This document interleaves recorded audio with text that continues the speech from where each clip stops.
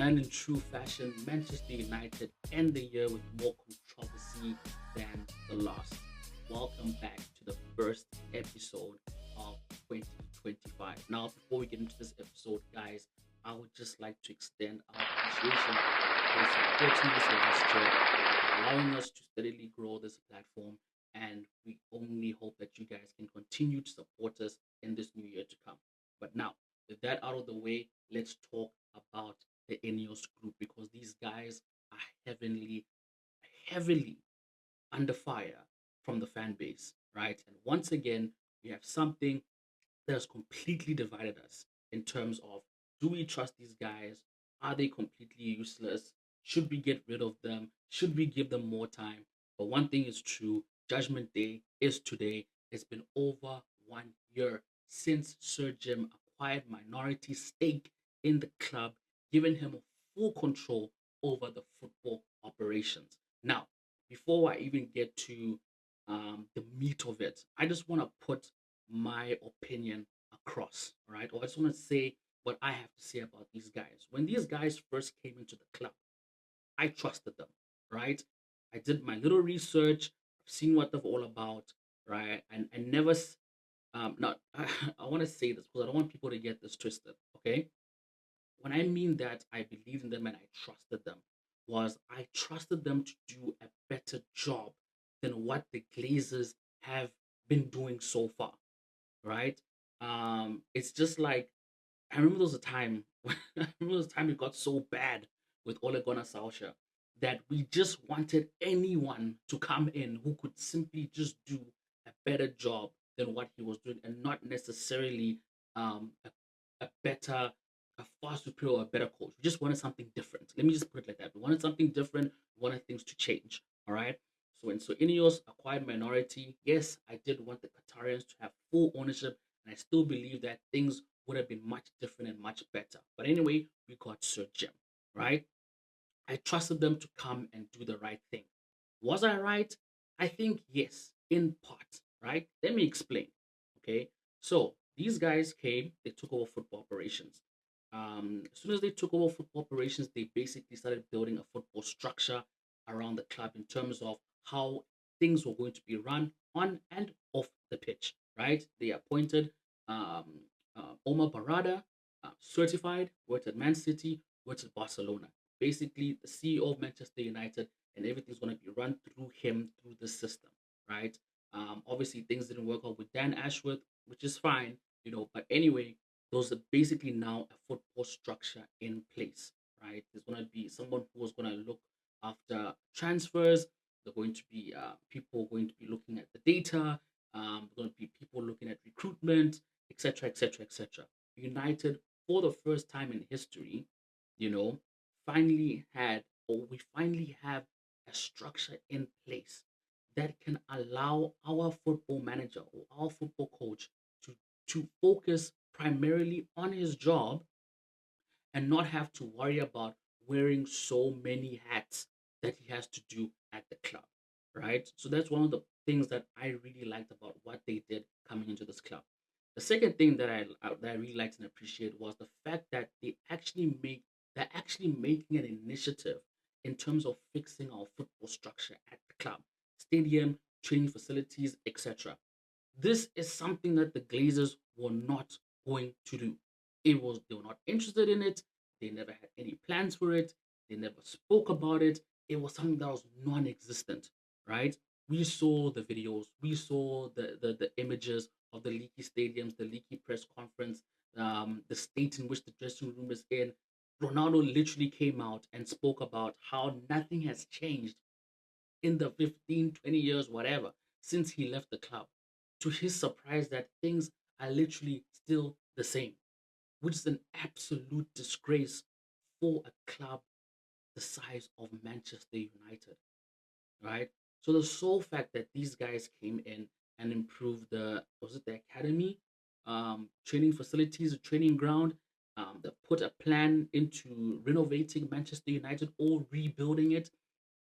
This is something, these are positive changes, right? This is something that the Glazers were never going to address, that seriously needed to be addressed. But anyway, like I said, These guys came in. They came in with their promises. They came in with their um, with their accreditation. You know what I mean? They started doing the right things. Some of these things obviously were controversial in terms of cutting the staff. In terms of, I heard that they're no longer gonna be paying for away matches, transport for like I think some of the staff members or whatever. But basically, they're cutting costs, right? Their whole thing about it was we're gonna cut costs so we can have more money to improve things at Manchester United, and then we're gonna see from there. So he just felt that, or they felt like there was a lot of expenditure at the club, which was very unnecessary. I agree on one part, you know, and I do agree most of you are going to sit here and say, yeah, but why the players' salary is still like that? Now, obviously, that's a little bit different, okay? And like I said, I'm not saying this because I back them or I necessarily agree with them, but I think it's much more difficult to go and cut someone's salary when they already have a signed contract. You can't just walk up to Manchester United day one of taking part ownership and say you're no longer going to be on 300,000. We're going to cut your salary down to 150, and that's just how it is going to be moving forward. Right? He's part of the team. He's contracted for X amount of years. It's very difficult to go in head on and make immediate changes on those because, truth be told, that's where we need to be cutting the costs. We need to be cutting the cost of some of these players like Marcus Rashford, like Casemiro, so we can have the funds to do what we need to do. Primarily getting new signings, which again we will get to. Right now, like I said, these guys came in, they put everything in place. All right, they started making some controversial decisions. They started addressing things that needed to be addressed to take this club to where it needed to be. And I'm not gonna lie to you, for a very long time, I always knew or I felt that we're starting to move in the right direction. Okay, fast forward a couple of months, all right. Now things are now starting to look bleak. They're starting to make very questionable decisions. They're starting to do a lot of things that the fans do not like cutting that pension, that charity pensioner fund. Was it the pensioner fund or something along those lines? Um, Cutting Sir Alex Ferguson off as ambassador of the club, canceling the Christmas parties, the likes. You know what I mean? They're basically turned into the bad guys. And then I think the final nail in the coffin was the rumors that they're not going to spend in January. Now, they I don't know. Okay, let me not say they. All right, let me just say the information out there is like this. They're not gonna prioritize January transfers, right? So the only way they're gonna be bringing in players in January is if they can get rid of some of the players, especially the ones which are on big wages, i.e., Casemiro, Rashford. Those are the two main players that they're looking to offload so they can find the funds to go and invest in other players. Now, this obviously is where it's rubbing a lot of Manchester United fans the wrong way because, as we can clearly see, the number one problem currently at this club is the players. The players are not putting in a shift. All right, they're not playing for the badge. They got Ten Hag sacked. They just have no mental willpower to go out there and play even the most basic football. And I believe that that is where our initial problem lies. Okay. I think all this stems from the player. That's in my opinion. All these problems are stemming in from the players. And because I feel like these players and this problem has been there for so long. Sometimes we forget about it, and then we don't really know where to place. And I'm not trying to say we should place the blame or throw fingers around, but I'm just saying that this is where now a lot of people in the fan base, a lot of pundits, etc., are now coming and pointing fingers and saying it's his fault. It's the Glazers' fault. It's the Ineos group fault. They are just puppets for the Glazers. They do not know what they are doing. They appointed this person, they sacked that person, they canceled this, they canceled that. The reason why we are where we are is because of them. Now, true to a certain extent, but there was a point in time I got tired of justifying or giving an excuse for us losing 4-0 to Watford and coming out and saying we lost that game 4-0 because of the Glazers. Now, I see it. I get, like, if you're a Manchester United fan or if you're someone who understands what's going on in our club, you'll understand where that comes from when we say it's the Glazers' fault. But at the same time, like, opposing fans would come and say, "But is it the Glazers on the pitch? Are the Glazers picking the team? Etc. etc." Which is also true. But I'm at that stage where, again, I do not want to put full blame or point fingers towards the Glazers and Ineos, right? They have, yes, we have our own gripe with them, but at the same time, they're not the ones that have killed the morale of these players. They're not the ones who have caused these players to be injured the way they are.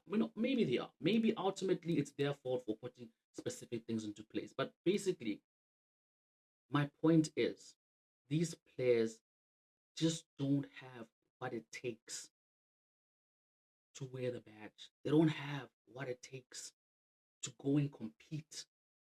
And it's so unfortunate that Manchester United fans have become so impatient that they're already starting to turn on Ruben.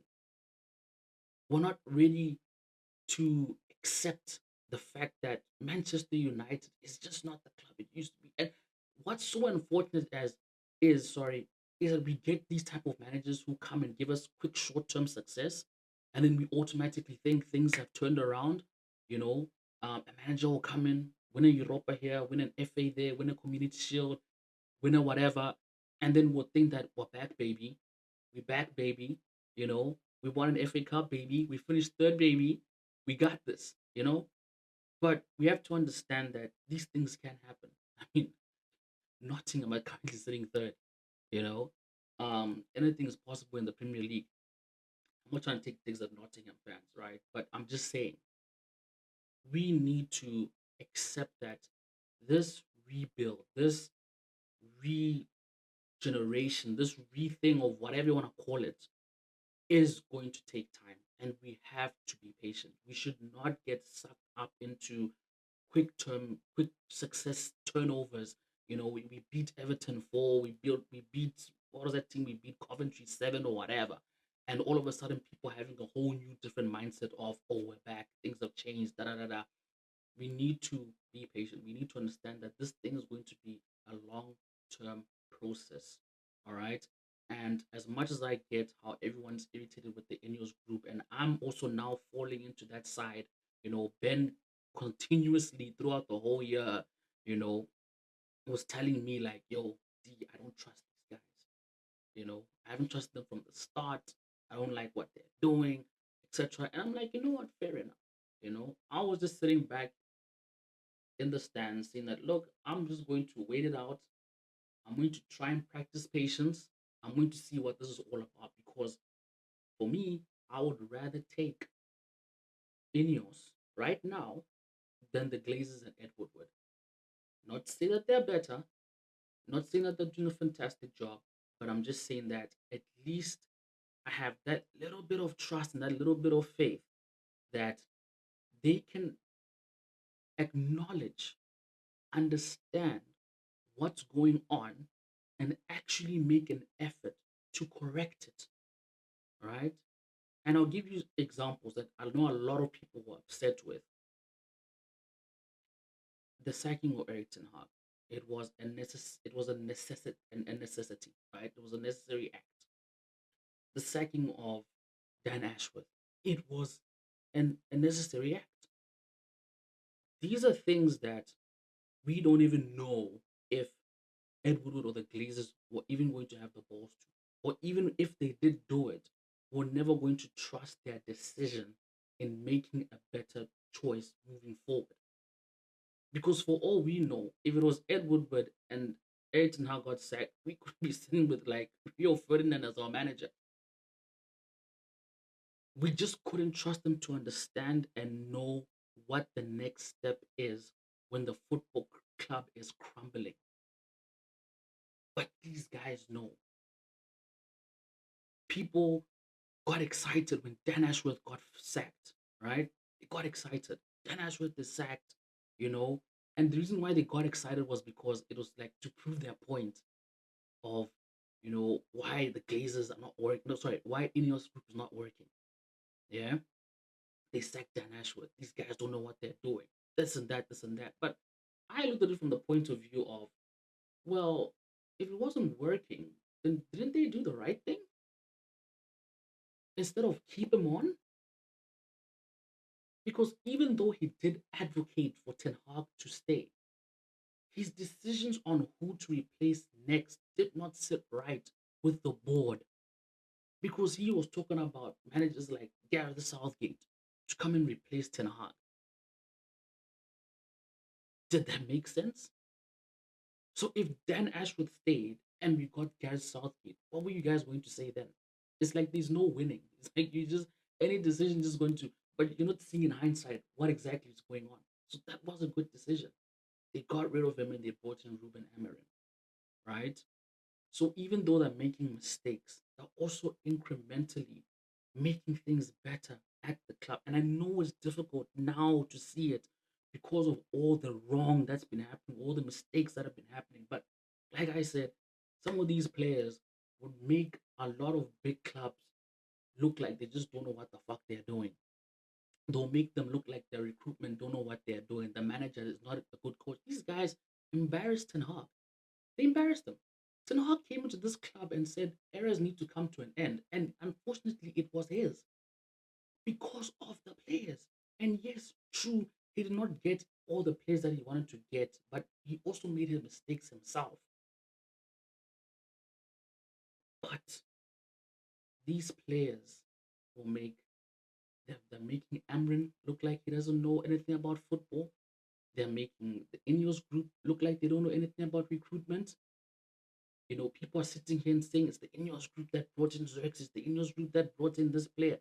Guys, I don't know what it is, but for me, I don't blame the recruitment. This club is toxic from ground root all the way up. It's just so bewildering how players come into this club and they just become rotten. Literally, Xerxes getting booed off at Newcastle, unacceptable. New signing, just got here, just unfortunate for him that he is just immersed in a very toxic environment with players who couldn't be asked with, no one who could support him. The other video I made last year, I was talking about how Rasmus Højlund literally got zero service.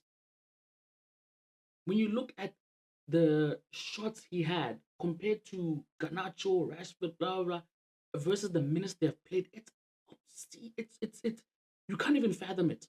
How is this guy not getting balls and he's supposed to be our number one striker? But how are other players getting more opportunities than him? How do you expect a player like Xerxes to thrive if these United players don't even know how to play with the forward striker? They don't know how to complete simple passes. They don't understand instructions that are given to them from the manager. People want to call Xerxes useless. Useless. This is a what signing? It's an Ineos signing. Guys, let's get real.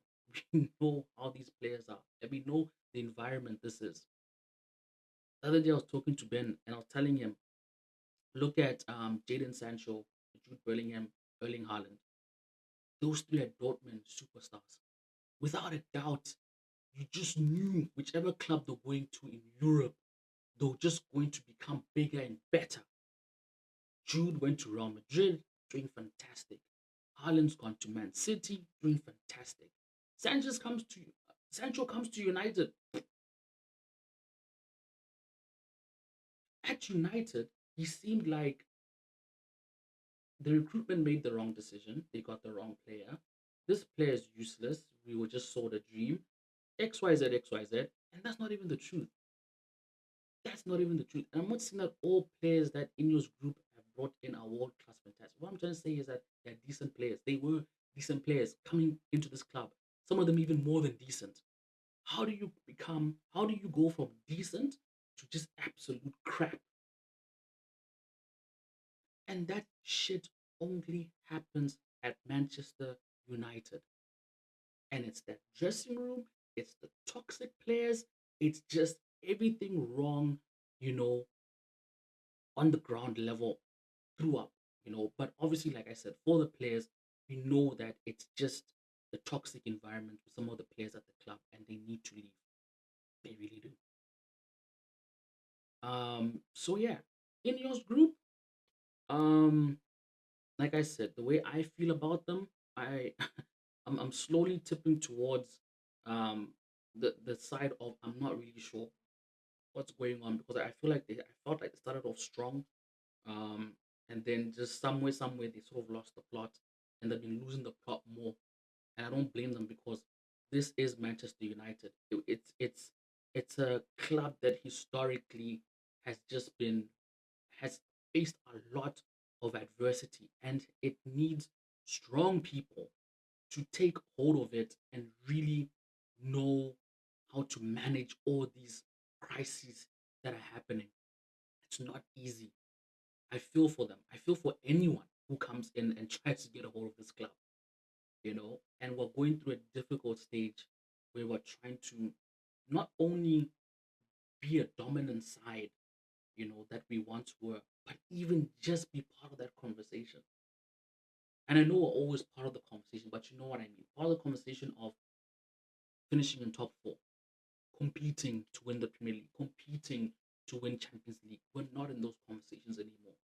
We have lost that. So forget about trying to be dominant again in Europe. It's now a fight for just to be part of that conversation.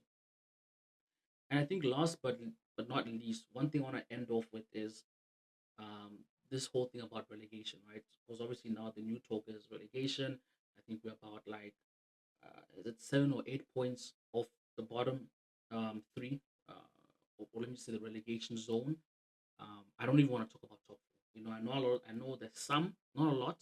There's some of United fans who still believe that we can still finish in top four, or we can still finish in like top six. Um, it's fine. Everyone's entitled to their own opinion. I just feel that we're nowhere near um, capable of finishing in that position, right? I had a conversation with Ben, and for a long time, he's like, we shouldn't finish in any European position. And I agree with him to one extent, and I disagree with him in another, because it does have serious ramifications to what we want to achieve. And one of those ramifications is transfers, right? Because everyone's talking about transfers. Everyone is like, January, we need to buy, you know. Um, in July, August, we need to buy it for in the summer transfer, we need to buy. I'm like, it's all well and good. Cool, cool, cool, cool, cool. But listen, um, if this club is shit, who's gonna want to come? Who's going to like? We are no longer that club that we think we are. A lot of fans are sitting here like they think we can bring anybody to this club. They think we can just go fucking knocking at Liverpool and be like, yeah, we want Mohamed Salah, and then we're gonna go to Real Madrid and be like, yeah, give us Julian Vinicius, and then we go to Barcelona and be like, give us Jamal Lamar. It's not happening, guys. We're not that club anymore. We don't have that type of pulling power. The worse we do, the more it becomes difficult to recruit the type of players that we need to recruit. Guys, we need to understand that. As much as we want this reset, as much as it's going to be good for us not to be in Europe, as much as we need this shock of, some people say we need to get relegated so the club can get the shock, so we can actually realize that shit, give us that wake up call. I just feel it does more harm than any good, you know. And before I even speak more about the players, I was talking about relegation to Ben, and I'm like, I don't think if we get relegated, we're back the following season. You know what I mean by the following season. Obviously, we get relegated. Da, da, da, you know, I don't think it takes one season for us to get back. I don't. Looking at these players, their commitment to the club, how they play football, their commitment to football. You're telling me that if we get relegated, we're gonna be back the following season? Are you serious? There are teams in that championship league that just know how to work that system. And I was telling Ben, it's so funny how You'll find like a a champion, what was Champions League team falls off the Champions League and they get relegated to Europa. And I know this is very common in the EPL, like a Chelsea or an Arsenal or United. Even the first time we fell into Europa, we are like, we got this. Fortunately for us, we did. We had Mourinho, but I don't know if when Mourinho came the first time or in I can't. Anyway, let's not go down that rabbit hole. But anyway, so people fall into certain lower leagues and they think, oh, we've played in Champions League, we're just gonna go and dominate this and win it. No, no, no, no, no, no. So it's it's unless it was just a clumsy mistake of you falling out of top four and ending up in Europa, or you fell out of Europa and you ended up in conference or whatever. These players do not have what it takes to fall into championship and you think they want to be back the next season. It's not happening. But let's park that, right? And let's go back to the players and the transfers. People say we need to buy in January. We need to replace strikers. We need to, get rid of Onana. We need to. Who wants to come, guys? No one wants to leave a guaranteed Champions League next season for a team that they're not even sure is ever going to be part of that conversation, or even going to be part of that conversation while they're still in their prime, because they just don't trust what's going on at the club. And the more it gets worse, the more we can forget about signing these type of players that we actually want, that are going to come to this club and make an actual difference. That's why having a manager like Ruben Amorim is so important, because he and again, no disrespect to Sporting, but you know he had players that you can argue and say that they're not to the caliber of Manchester United players, right? But look what he was able to get out of them. We need managers that can come in and not necessarily work with the best of the best of the best and still get something out of them. Because right now, we're in a transition period and we're going to get a lot of players through this transitional period, because it takes steps, it takes stages. Step one, make sure that we get these players just playing the basic football, right? Step two, get us back into top four. You know, Step three, be consistent, stay consistently in top four, start competing, start making your way up. Step five, now that we're properly established as being back into top four and we're now contenders to win things, now other players can now start looking at Manchester United and saying, you know what, actually, these guys are in top flight again. Maybe I can be that missing spark that they need to, go and win them this or this or whatever. You understand what I'm saying? But um yeah, us failing doesn't do us any favors at this point in time. I understand what you call this, the exposure of the players, why a lot of people are happy that this is happening, including myself. I'm like, it's good Amrin can see this firsthand. It's good that the players are not performing and pulling a wool over the new manager's eyes, showing that, oh look, I'm actually this great player. It was the previous manager's fault. I'm the person who is good. Look at me. And I'm so happy that they're completely showing their true colors in the beginning stages of this manager's career at the club, because now he can see for himself. He's enlightened. He can now see that, look, I know what needs to be done. I know who I need to sell. I know who I need to bring in. And yeah, but all in all, guys, um, I want to hear your opinions on the Ineos group in the comments below. What do you guys think about them? Do you think that they completely lost the plot? Do you think that they're not the right guys to take us forward? Do you think they are? Is there anything positive that you can share about them? You know, and yeah, we right now we look forward to the next match. We're playing Liverpool at Anfield. It's going to be a very difficult match. I don't even know what to say. You know what I mean? Um, but just say a prayer that we don't get smacked, because that's what it's currently looking like. We are going to get run over very hard.